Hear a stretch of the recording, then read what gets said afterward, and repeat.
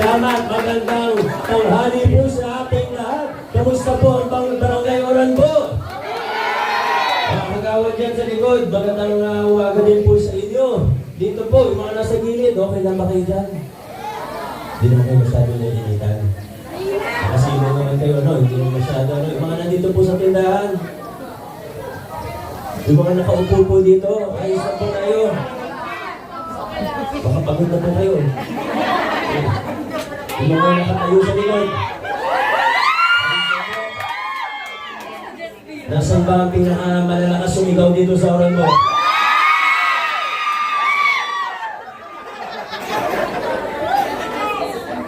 Meron pong nakakalimutan tanungin si congressman natin. Pero ito, siguro di na rin naman talaga kailangan tanungin. Dahil sigurado na po tayo na katunayan niya naman ang kanyang sarili. Itong mga nakaraang taon, lahat ng mga batas na sinulong niya, lalo na sa larangan ng edukasyon. Kaya ang tanong ko po sa inyo, sino ang number 1 sa balota bilang congressman? Medyo mahina po, sino ang ating congressman? Ayun ang sinasabi ko. Maraming salamat. Thank you, Congressman. Alam niyo, noong 2019, nung bumibisita po ako rito, siyempre konsehal niyo po ako noong panahon na yun. Konsehal ako ng District 1. Tinulungan niyo po ako noong 2016. Medyo maganda rin po yung resulta dito noong 2016. 2019 ay lumaban tayo, nakipaglaban tayo para magpakilala ng pagbabago sa ating lungsod. Pero kung maaalala po ninyo, ang lagi natin sinasabi nun ay kung lalaban lang din tayo, kung ipaglalaban na lang din natin ang pagbabago sa lungsod Pasig, siguraduhin na natin na yung laban ay para sa pagbabago na hindi yung mababaw lang. Siguraduhin na natin na magiging totoo, tunay, pangmatagalan yung pagbabagong gagawin natin. Yung pagbabagong hindi lang para sa isang politiko, binago mo lang yung pangalan, gagawin lang palang letter B, yung mga nasa poste, huwag ganun. Gawin natin totoo yung pagbabago. At yan po, ito po. Teka, hindi pala ako makita yung mga dito. Burong po ako dito. O pwede ba kung dito kasi nasa... Nalilito ako sa inyo. At yung 2019, totoo naman ang dami na pinaging napagtagumpayan bilang isang lungsod. Paborito ko pong simbolo, hindi ko alam kung paborito din ninyo na simbolo ng pagbabago natin ay ang pamasukan po natin. Dati diba, pag member ka ng lab organization, sigurado meron. Pag member ka ng HOA na malakas na nakaupo, baka posible lahat meron o karamihan meron. Pero pagka member ka ng samahan, nakatampuhan mo yung nakaupo o ayaw sa inyo, malamang sa malamang, walang matatanggap ang inyong samahan. Kung hindi ka aktibo, dito sa inyong barangay, aminin po natin, maraming busy.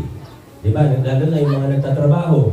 Diba? Maraming nakatira dito, wala naman silang oras para makisali sa politika. Marami tayong mga kapitbahay, talagang papasok sa umaga, uuwi sa gabi, matutulog. Hindi na masyado aktibo kahit sa HOA o sa anong samahan.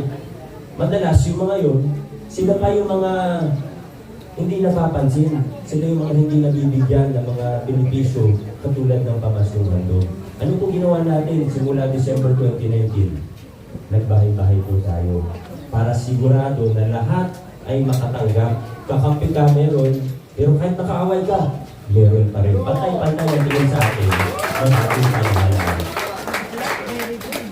At yun na naman talaga yung punto. Opo, nagbibigay kasayahan din siya para sa pagdagdag lochiboy na natin. Pero hindi po talaga, ang punto talaga ng pamasungan doon. Kaya ganun yung estilo na pinatupad po natin ay para pakita sa lahat ng tao na sa Pasig ngayon, pantay-pantay tayo. Hindi na natin gusto yung palakasan system. Ayaw na natin yung ginagamit pa yan parang sa takutan. Madalas po pag nag-iikot po kami, hindi lang naman dito sa inyong barangay, kundi sa buong Pasig. 2019, kami ni Congressman, lakad ng lakad, minsan saan, kami dalawa na magkasama. Minsan pag District 1, kasama si Consitivo. Madalas pong sinasabi sa amin, Dico, pasensya na, hindi kami makasama. Pero supportahan namin kayo. Ganun yung supporta namin, secret lang ha. Kaya aging gano'n na. namin yung mga panahon na yun. Ayaw na natin, tinalikuran na natin yung ganung klaseng sistema. Ayaw natin yung takutan. Diba? Ano pong ginawa natin? Patay-patay. Yung card, naalala niyo po yung blue card, yellow card, umaraw, 2019, tinanggal natin yung mga card na yan. Noong una, may iba po sa atin na nagalit. Mga ibang seniors nagalit po sa akin, ba't ko daw tinanggal yung mga card. Meron daw silang nakukuha benepisyo doon. Pero siguro pagkalipas ng ilang taon, nakita na rin naman kung bakit natin ginawa yun. Kasi ayaw natin na kung sino lang yung metro, kung sino lang may hawak ng card, yun lang yung makakatanggap ng mas magandang benepisyo, yun lang yung malilibre sa ospital. Ang ginawa po natin ngayon, basta residente ka ng Pasig, totoong residente ka ng Pasig, punta ka sa ospital, kaya naman natin balance billing, matik na po. Hindi mo na kailangan ng card, no balance billing po tayo sa ating ospital. Yan po yung pinagpapagawa. At nabanggit ko pa mas kung yung dating blue card para sa lahat na po ng Pasigueño, hindi na po kailangan ng card.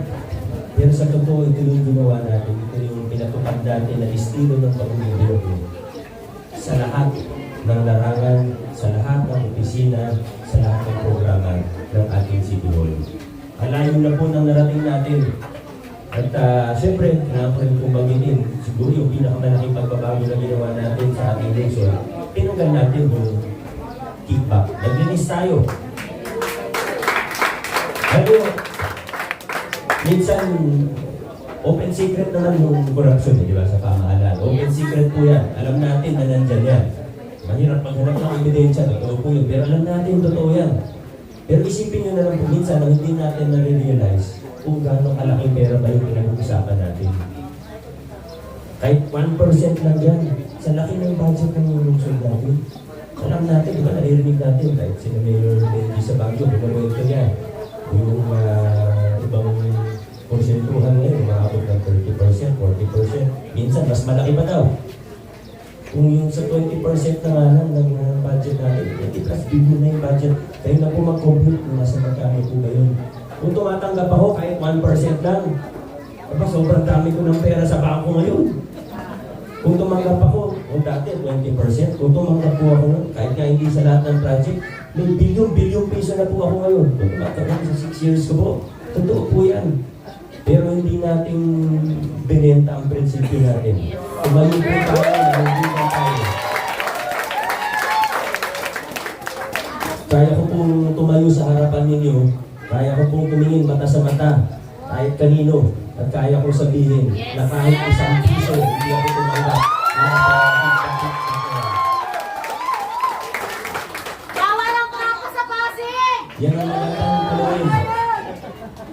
Pag lumapit po sa inyo, huwag naman tayo maging bastos sa ito. Maging tayo. Respetuhan po tayo. Pag may kandidato, gusto man natin siya o hindi, wala naman tayong ipapakitang masama. Dapat magrespetuhan po tayo, kailangan natin sila. Pag kinakayan tayo, pakayan po natin sila. Maayos po tayo, di ba? Mga taga-oran po, mababait po, di ba? Tama po, di ba? Kaya sa inyo. Pero kailangan maging mapanuri tayo. Kailangan maging mapanuri tayo. At kung may nakikita po tayo na ba't kaya parang mas gusto nila din sa mga lumang halaran? Diba yung iba parang mapatanong ka na lang, ba't gusto niyo yung mga lumang style? Yung mga hindi na nga ginagawa ngayon, yung mga tinalikuran na natin dahil alam natin ay mali, yung mga tinalikuran natin dahil alam natin alanganin, ba't yung iba gustong bumalik doon sa mga lumang kalakaran? At hindi ko alam kung anong tingin ko ninyo, pero kung ako po ang tatanungin, tingin ko po dahil mas gusto nila sa lumang kalakaran kasi mas nakikilabang po sila doon natin. Yung mga kalabang po namin sa totoo, wala naman po bago sa kanila. Siguro may bago sa politika, ngayon pa lang tumatakbo, pero sa totoo, sila rin po yan. Kung hindi sila yung politiko dati, sila yung mga behind the scenes, sila yung mga kontratista. Hindi naman po sikreto yun, kahit i-google naman po natin, makikita naman po natin eh. Hindi tayo nag-explicit yun, anong teorya, katotohanan lang po pinag-uusapan natin. Sa pagpapakilala ng pagbabago. Sa kahit anong pagbabago, maliit man o malaki, siguradong may pututol. siguradong may papalag. At yung mga tumututol at pumapalag, madalas kasi mas gusto nila dun sa lumang sistema. Pero tayo sa Pasig, hindi po tayo aatras. Dire-diretso po tayo. Dahil alam po natin na nasa magandang direksyon ang ating lungsod.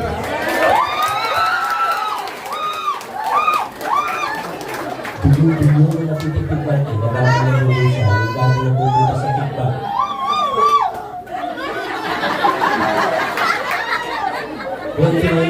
Nagsimula tayo. Alam niyo naman ang kwento. Kaya ate, sandali lang. 2019, marami tayong napagtabukayan, marami tayong nagawa. Medyo naabutan lang din tayo ng pandemya, naiintindihan natin ng bawat isa. Pero kahit marami ng pandemya, hindi tayo nagpabaya. Lahat ng pwede natin gawin, di ba? Kahit yung supplemental SAP natin. Kasi tingnan natin, hindi lahat nabigay ng SAP ng nasyonal. Nagbigay pa tayo bawat pamilya.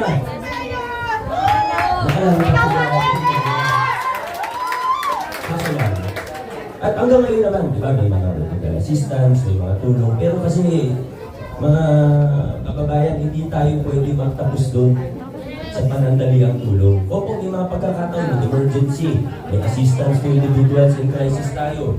Ofistiko, tumutulong din po parati, lalo sa SWAT. Hanggang sa mga kaya natin, hanggang kaya ng konti natin, tulong tayo ng tulong. Pero, uulitin ko po, hindi tayo pwede magtapos doon sa panandaliang tulong. Kasi yung panandaliang tulong, patawid. Minsan kailangan talaga eh. Minsan wala nang choice, kailangan talaga humingi ng tulong, kailangan magbigay ng tulong. Pero, may nakita na ba tayong gumanda ang buhay? May nakita na ba tayong yumaman dahil sa konting ayuda? Wala po. Kailangan yung mga programa natin, pang matagalan, kailangan yung mga programa natin, kung ano yung makakatulong para makaahon tayo mula sa kahirapan para tumaas ang andas ng pamumuhay ng bawat pamilya kasi dito. Kaya tayo, pinagtutunan natin ng pansin ng edukasyon, at pero sa lahat ng narinig nyo kanina, ang ganda rin namin sa atin kanina ni Vice Mayor. Vice Mayor Dodot po natin. Kung mapapansin po ninyo ang meeting ng Pasig, hindi po kami masyadong bibitaw ng mga pangako. Diba? Mula barangay hanggang city level, hanggang nasyonal, tuwing eleksyon, parang nagsawa na tayo mga mamamayan sa mga paulit-ulit na pangako ng mga politiko. Natural lang naman eh, di ba? Yun ang pinakamadaling gawin namin eh.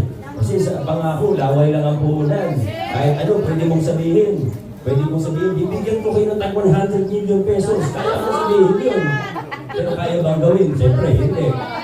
Kaya mo sabihin na, oy, itong gagawin natin sa oras po sa Pasig, itong madali po mangako. Kaya kung mapapansin niyo po, nung nagsasalita yung mga kasama natin, mas nag-focus sila sa... Opo, may mga plano tayo at sinishare din natin yung mga plano natin para sa inyong barangay, para sa inyong lungsod. Opo, pero papansin po niyo, more of yung accomplishment, yung nagawa ng yung kinukwento. Kaya, ngayong umaga na ito, ako po ay nangangako sa inyo.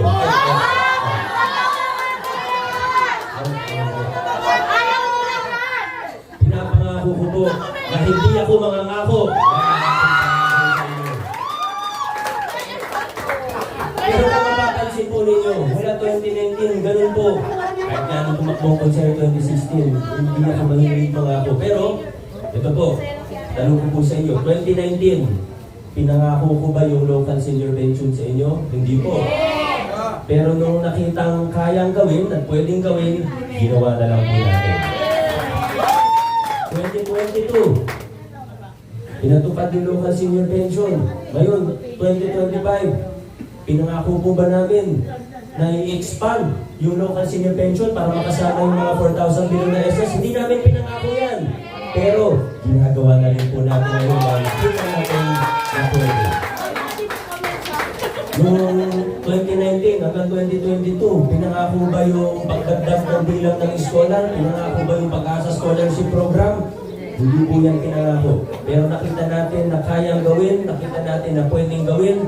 Mula 11,000 scholar noong 2019, ngayon nasa 25,000 na scholar natin at may bago pang pag-asa scholarship program. Marami marami pa po akong pwedeng ikwento. Pero sa lahat ng pwede ko ikwento, hindi po yan pinangako. Nakita lang na pwedeng gawin at kayang gawin, ginawa na lang po natin. At kasama ang buong giling ng Pasig, sigurado po ako, I love you, Mayor! kasama po ang giling ng Pasig. Ganun pa rin po. Noong 2022, nagpapasalamat po ako sa inyo kasi binigyan niyo po ako ng mga mas matitibay na kasangga sa ating konser. Hindi lang sa congressman, kundi mga vice mayor, yung mga konser. Napaka-importante po. Isipin niyo, nakasakay kayo sa sasakyan, paano man yan, bangko, bus, train, kahit ano, nakasakay kayo. Yung piloto, yung kapitan, yung driver, gustong dumiretso. Pero yung katabi niya, yung nasa likod niya, gusto kumaliwat kanan. Di ba disgrasya po yun? Delikado po yun. Kailangan pare-pareho tayo ng direksyon. Kailangan pakabante po tayo. Hindi tayo pwedeng magsakay sa sasakyan ng mga gustong paatras ang takbo ng ating lungsod. Kaya ito po mga kasama sa Giling ng Pasig, mula kay Vice Mayor Dodor, sa ating anim na konsyal. Siyempre, kasama si Congressman Romulo. Tayo po sa lungsod ng Pasig ay hindi atras, dire-diretso lang po tayo. Maraming salamat po sa inyo. God bless Pasig City. Mabuhay po ang bawat isang Pasigenyo. Go straight! Pasig!